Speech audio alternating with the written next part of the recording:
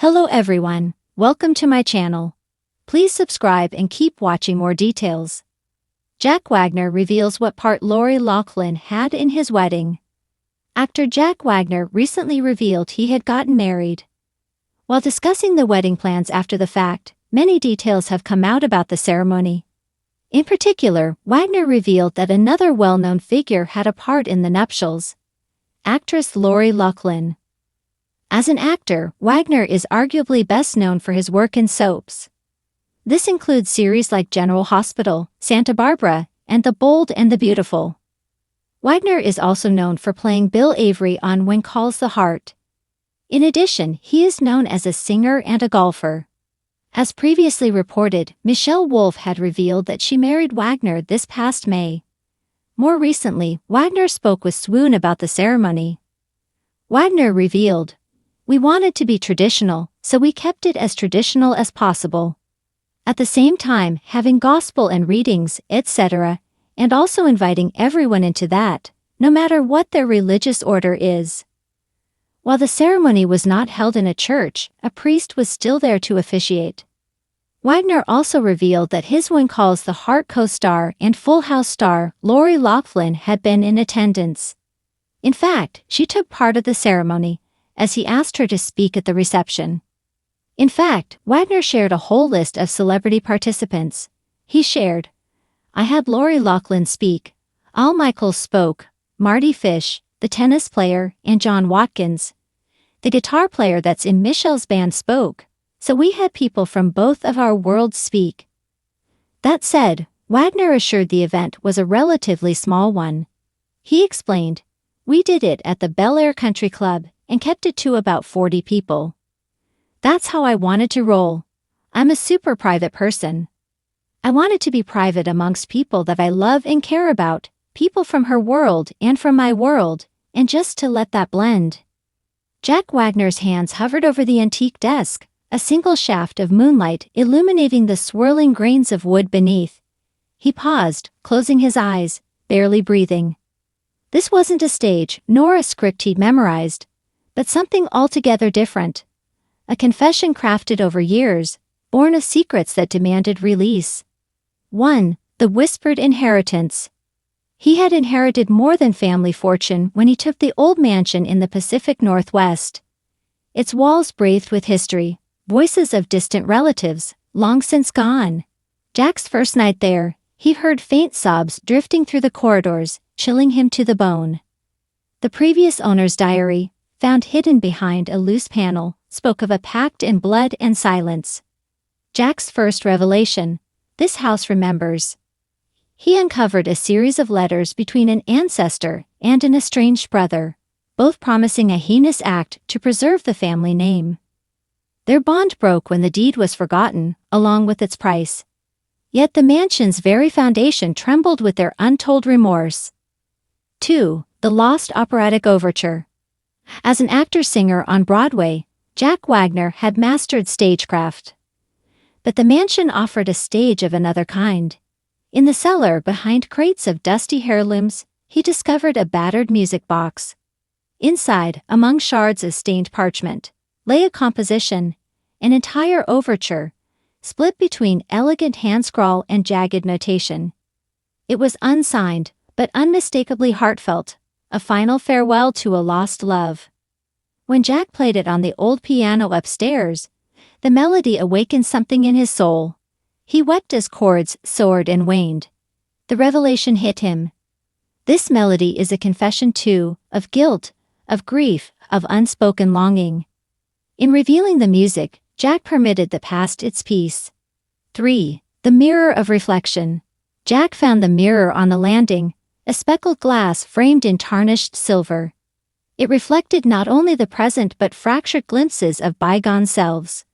A boy in sailor's suit, a young soldier, a grieving widower. Each reflection whispered a fragment of time, a promise made, a promise broken. Jack realized the mirror wasn't just antique decor, it was a vault for ancestral regrets. Late one night, he stood before it and asked aloud, "What must be known?" The glass clouded, and the air grew heavy. Then, faint as a heartbeat, he heard, "Let it out. His confession began, tears, confessions to loved ones lost, regrets of roles unplayed, choices left unmade.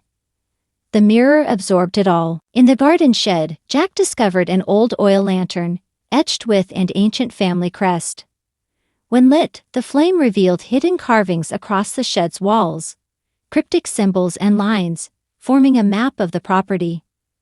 By moonlight, Jack traced the map to a hidden root cellar beneath the azalea bushes. There he found jars filled with preserved letters, journals, and personal items, keys, scraps of clothing, even children's toys. Each jar told a story, of lost childhoods, of betrayal, of desperate hopes. Jack wondered, what price did previous family members pay for silence? By revealing their stories at a public exhibition, photos of the jars, the items, and context, he would ensure they'd never be buried again. 5. The voices in the walls. One stormy evening, the mansion's electrical lights flickered and died. Jack lit candles and wandered the corridors until, in an upstairs hallway, he heard it again, voices murmuring so close he felt they stood behind him. A hush of speech, sorrowful, pleading. He pressed his ear to the paneling, heart pounding. The voices formed a soft chant. Honesty is liberation. The pattern repeated. Jack fetched a hammer and gently removed a section of the wall. Inside, an hourglass, sands hissed with disapproval, and a parchment reading, "Let memory breathe, let truth out." That moment, Jack understood. This mansion wasn't haunted by ghosts. It was held captive by unspoken truths, and only revelation could free it. 6. The guest list.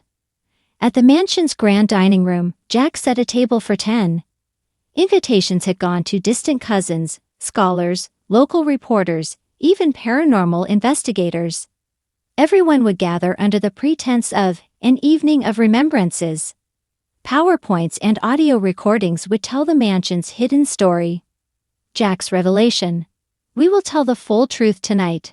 No spin, no polished facade. Just music, letters, confessions, mirror reflections, and a lantern map projected onto a screen. Each element would reveal a layer. The missing hair, the overpowering expectations, the suppressed tragedies, and the love stories that never met daylight. 7. The confessional monologue. Standing before his guests, Jack cleared his throat. He admitted first his own struggle. For years, I ran from this place craving acclaim, fearing the weight of my own name. I performed stories, other people's stories. But I never owned my own. He spoke of the mirror, the music, the voices. He played the overture, his own tears glistening in candle glow. Then he spoke for the ancestors. They didn't build this house, they built a cage around their regrets. He recited passages from the diary, the pact, the betrayal, the loss. He handed around replicas of the preserved items. He let them speak, asking his guests, what would you do with their stories? Bury them, or let them live? 8. The reckoning. The guests reacted, some wept, some whispered, others looked away. The local historian said, these stories change how we understand this town's foundation. One reporter murmured, this is no ghost story. It's about generations held back by shame. Jack ended with one last act. He opened the front door and walked outside beneath the silver moon. He held the lantern aloft and spoke to the house. I set you free. He let the flame flicker in the wind. Whether it was symbolic or real, he felt a shift, lightness within the walls, as if the mansion exhaled. 9. The aftermath. Morning came. The lantern lay cold on the doorstep. Guests had gone. Jack sat at the piano, replaying the overture, this time with resolution, not sorrow. The mirror now showed only his face, unburdened. The walls stood silent, respectful. The root cellar lay intact, but its contents stories were now a part of public record, no longer hidden. Jack typed, Jack Wagner reveals atop a manuscript, his own, not a script. He planned a memoir, interwoven with that overture, that confession, those voices. Souls unspoken must be spoken, he wrote. When shadows are named, they diminish. 10. Epilogue. A new legacy. Months later, Jack's memoir released to quiet acclaim. Music critics praised the overture's emotional depth. Genealogists consulted his archives. Visitors drifted through the mansion, guided by audio recordings and displays of the jars. The place became a museum of truth, not terror. Jack continued performing, on Broadway, in concerts, in interviews, always with a new tagline. I once performed stories, but I learned to reveal mine. Audiences saw vulnerability, authenticity, and it resonated. His future roles didn't just demand talent, they demanded honesty. And Jack Wagner had revealed how much that honesty could change not only a house or a career, but entire legacies.